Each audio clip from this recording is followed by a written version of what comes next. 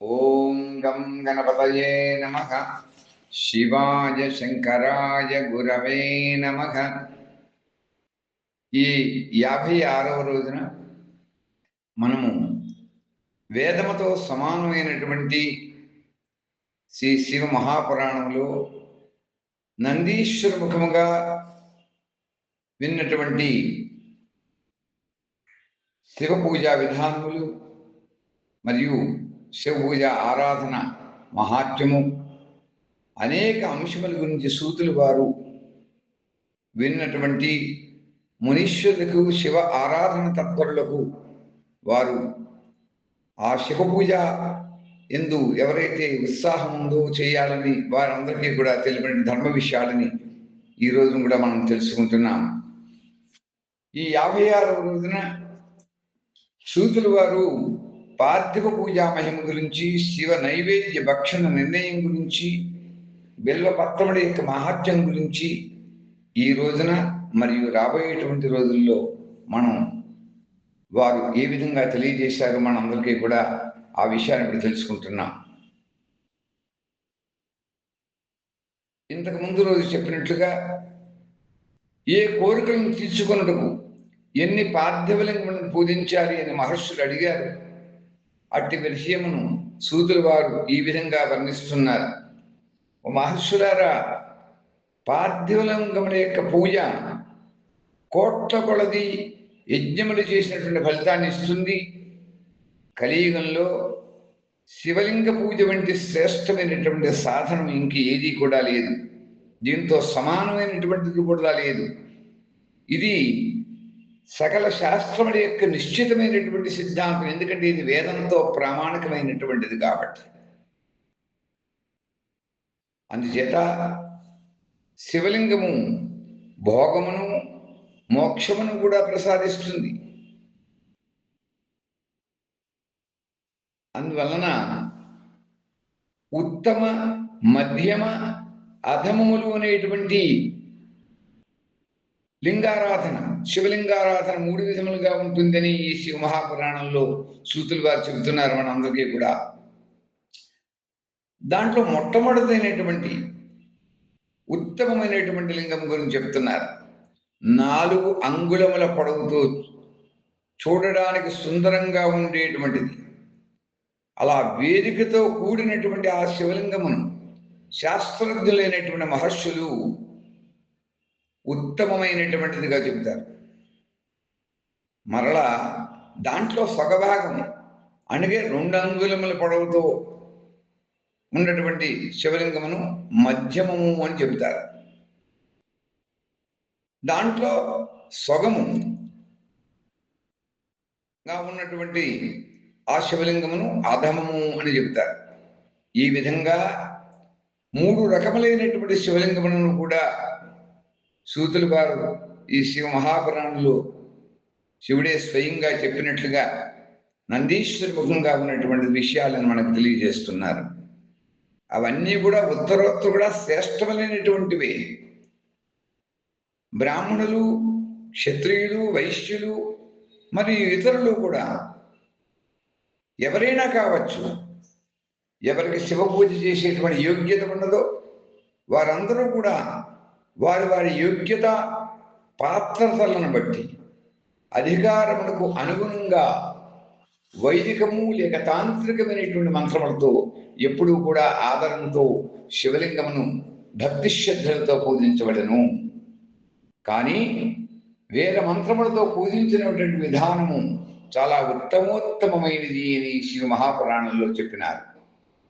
అందుచేత బ్రాహ్మణులారా, శివ పూజ దురంధరులారా, శివ పూజారాధన యందు ఉత్సాహం కలిగినటువంటి భక్తులారా, ఓ మహర్షులారా, ఎక్కువగా చెప్పటం వల్ల ప్రయోజనం ఏమిటి? శివలింగమును పూజించేటువంటి అధికారము స్త్రీలకును ఇతరులందరికీ కూడా కలదు. ద్విజులనుగా బ్రాహ్మణులు వైదిక పద్ధతితోనే శివలింగార్చన చేయట శ్రేష్టము అని చెప్పారు. కానీ ఇతరులు పురాణోక్తంగా స్తోత్రముల చేత ఇతరులు వైదికమైనటువంటి రీతిలో చేయడానికి అంగీకారం లేదు. అందుచేత వారు వేదజ్ఞులైనటువంటి ద్విధులు ఎలా అయితే వైదిక మార్గమునందే పూజలు చేస్తూ ఉంటారో, వారు గురువులను, పెద్దలను, ధర్మజ్ఞులను ఆశ్రయించి ఇతర మార్గముల ద్వారా అవలంబించకుండా వారు వేదోక్తంగా శివారాధన చెయ్యాలి అని భగవంతుడైనటువంటి శివుడే, సాక్షాత్ పరమేశ్వరుడే స్వయంగా పలికాడు అని ఈ యొక్క సింహాపురాణంలో సూతులు వారు చెబుతున్నారు. దధీచి, గౌతముడు మొదలైనటువంటి వారి యొక్క శాపం చేత దగ్ధమైనటువంటి చిత్తము గల బ్రాహ్మణులకు వైదిక కర్మల యందు శ్రద్ధ ఉండదు. వేదముల యందు, స్మృతుల యందు చెప్పబడినటువంటి సత్కర్మలను అవహేళన చేసి ఇతర కర్మలను చేసేటువంటి వారి యొక్క మనోరథం ఎప్పుడు కూడా నెరవేరదు. ఇట్లు ఈ విధంగా శివమహాపురాణంలో ఎంత స్పష్టంగా చెప్పారో చూడండి. ఈ విధిపూర్వకంగా భగవంతుడైనటువంటి శివుడుకు ఏ విధంగా నైవేద్యం సమర్పణ చేసినట్లయితే ఆ స్వామి యొక్క త్రిభువనములతో కూడినటువంటి అష్టమూర్తి తత్వముతో ఉన్నటువంటి ఆ 8 మూర్తులను కూడా అక్కడే పూజించాలి. భవాయ దేవాయ నమః, శర్వాయ దేవాయ నమః, ఈశానాయ దేవాయ నమః, పశుపతే దేవాయ నమః, రుద్రాయ దేవాయ నమః, ఉగ్రాయ దేవాయ నమః, భీమాయ దేవాయ నమః, మహతే దేవాయ నమః అని ఈ 8 తత్వములను కూడా 8 మూర్తి తత్వములు అంటారు, అష్టమూర్తి తత్వము అంటారు. ఆ మూర్తులను అక్కడనే పూజించాలి. అలాగే పృథివీ అనగా భూమి, జలము, అగ్ని, వాయువు, ఆకాశము, సూర్యుడు, చంద్రుడు, యజమానుడు, ఇవి భగవంతుడైనటువంటి శంకరుని యొక్క 8 మూర్తులుగా చెప్పారు. ఈ యొక్క మూర్తులతో పాటు శర్వ, భవ, రుద్ర, ఉగ్ర, భీమ, ఈశ్వర, మహాదేవ, పశుపతి అనేటువంటి నామాలు కూడా నేను ఇందాక చెప్పినట్లుగా ఆ యొక్క నామాలతోటి శివారాధన చెయ్యాలి, శివుణ్ణి అర్చించాలి. తదనంతరం చందనం, అక్షతలు, అక్షతలు అనగా ఇక్కడ పసుపుతో కూడినటువంటి అక్షతలు కాదు, బియ్యములో నీళ్లు కలిపినట్టు ఉదకము కలిపినటువంటి అక్షతల్ని శ్వేతాక్షతలు అంటారు. అవి మాత్రమే శివుడికి వాడాలి. చందనము, శ్వేతాక్షతలు, బిల్వ పత్రములను తీసుకుని ఈశానాది మంత్రములతో ఈశాన సర్వ విద్యానాం ఈశ్వర సర్వభూతానాం బ్రహ్మాధిపతి బ్రహ్మణోధిపతి బ్రహ్మ శివోమి అస్వ సదాశివం అను సద్యోజాత మహామంత్రముల దగ్గర నుంచి ఈశానాది మహామంత్రముల వరకు కూడా ఆ క్రమంలో భగవంతుడైనటువంటి శివుడిని, ఆ పరమేశ్వరి యొక్క పరివారమును ఉత్తమమైనటువంటి శ్రద్ధా భక్తి భావంతో శివారాధనని చెయ్యాలి, శివుణ్ణి ఆరాధించాలి, పూజించాలి అని చెబుతున్నారు. అలాగే ఈశానుడు, నంది, చండీశ్వరుడు, మహాకాల, భృంగి, వృష, స్కంద, కపర్దీశ్వర, సోమ, శుక్ర, ఈ 10 కూడా శివుడి యొక్క పరివారం. వీరు క్రమంగా ఈశాన్యాది దశదిశలు యందు కూడా పూజనీయులు అని చెప్పారు. దీని తర్వాత భగవంతుడైనటువంటి శివుని యొక్క సమక్షంలో వీరభద్రస్వామి వెనుక కీర్తిముఖుని పూజించి శాస్త్రోక్తంగా ఏకాదశ రుద్రులను పూజించాలి. తదుపరి పంచాక్షర మహామంత్రం అనగా ఓం నమ శివాయ అనేటువంటి పంచాక్షర మహామంత్రమును జపించి శతరుద్రీయ స్తోత్రమును అంటే నమక జమకములు, ఆ శతరుద్రీయ స్తోత్రమును కానీ అలాగే నానా విధమైనటువంటి స్థుతులను కూడా చేస్తూ శివ పంచాంగ పఠనం చెయ్యాలి అని ఈ యొక్క శివ మహాపురాణంలో తెలుపబడింది. అంతేకాదు దాని తర్వాత ఏ విధంగా పరిక్రమ చెయ్యాలి, ఆ పరిక్రమ యొక్క నమస్కారం చేసి శివలింగమును విసర్జించాలి. ఇట్లు సూతులు వారు చెబుతున్నారు. నేను సంపూర్ణమైనటువంటి శివ మహాపూజ విధానాన్ని పరమ ఆదరంతో వర్ణించాను. రాత్రి యందు సదా దేవకార్యమును ఎవరైతే చేస్తారో వారు ఉత్తరాభిముఖుడే చేయాలి.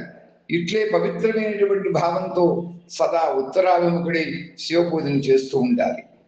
శివలింగమును స్థాపించిన చోట దానికి పూర్వ దిశను ఆశ్రయించి, అంటే తూర్పు దిశను ఆశ్రయించి కూర్చునట లేక నిలబడట చేయాలి. ఆ దిశ భగవంతుడైన శివునికి ముందుగాని ఎదురుగానే అవుతుంది. అంటే ఇష్టదైవం ఎదుట ఆగిపోవుట సరైనది కాదు. కాబట్టి శివలింగమునకు ఉత్తర దిశ ఎందు కూడా కూర్చొనకూడదు. అది చండీశ్వర భాగం అవుతుంది. కాబట్టి అది భగవంతుడైనటువంటి శంకరుడికి వామాంగం. అంత శక్తి స్వరూపమైనటువంటి ఉమాదేవి ఎప్పుడు కూడా విరాజమానురాలై ఉంటుంది. అలా పూజించేటువంటి వాడు శివలింగమునకు పశ్చిమ దిశ ఎందు కూడా ఆశీనుడై ఉండకూడదు. అది ఆరాధ్య దైవం యొక్క పృష్ఠభాగం. వెనుక పూజ చేయడం సముచితం కాదు, అది న్యాయం కాదు, అది విధానం కాదు. కనుక ఇక మిగిలినటువంటి దక్షిణ దిశయే అన్నిటికన్నా కూడా శ్రేష్టము ఉంటారు. ఆ దక్షిణ దిశ యందు అఘోరముఖుడైనటువంటి దక్షిణామూర్తి స్వరూపం ఉంటుంది. కాబట్టి ఆ దక్షిణ దిశయే అనుసరణీయమేముంటుంది. దాన్ని మనందరూ కూడా ఆచరించవచ్చు. దాన్ని ఎప్పుడు కూడా మనం ఆశ్రయించాలి. జ్ఞానమూర్తి కాబట్టి శివలింగమునకు దక్షిణ దిశ యందు ఉత్తరాభిముఖుడిగా ఈ సాధకుడు శివారాధన చేసేవాడు కూర్చుని పూజ చెయ్యాలి. దీని యొక్క తాత్పర్యం అని దీని యొక్క అర్థం. భస్మముతో అనగా విభూతితో త్రిపుండ్రమును ధరించి రుద్రాక్షమాలను తీసుకుని బిల్వపత్రమున ప్రోగు చేసి విద్వాంసులు భగవంతుడైనటువంటి శంకరుని యొక్క ఆరాధన చెయ్యాలి. ఇవి లేకుండా శివ పూజ సల్పరాదు. ఓ మునివర్లారా, శివ పూజ ఆరంభించేటువంటి సమయంలో భస్మం కనుక లభించకపోతే మట్టితోనైనా లలాటం యందు త్రిపుండ్రాన్ని తప్పకుండా ధరించాలి. కానీ త్రిపుండ్రమును ధరించకుండా విభూతితో కానీ, లేదా భస్మం అంటారు, దాని విభూతి అంటారు, ఆ ధరించకుండా లేక మట్టితోనైనా కూడా విభూతిని ధరించకుండా శివారాధన చేయకూడదని చెప్పేసి ఈ శివ మహాపురాణంలో సూతుల వారు మనకి మునులకి తెలియజేసినట్లుగానే శివ పూజ ఆరాధన చేసే వాళ్ళందరూ కూడా తెలియజేశారని తెలియజేస్తూ మనం ఈరోజు స్వస్తి చెప్పుకుంటున్నాం. స్వస్తి ప్రజాభ్య పరిపాలయంతాం న్యాయేన మార్గేణ మహిం మహీషాః గోబ్రాహ్మణేభ్యః శుభమస్తు నిత్యం. లోకాః సమస్త సుఖినో భవంతు. ఓం స్వస్తి ఓం స్వస్తి ఓం స్వస్తి.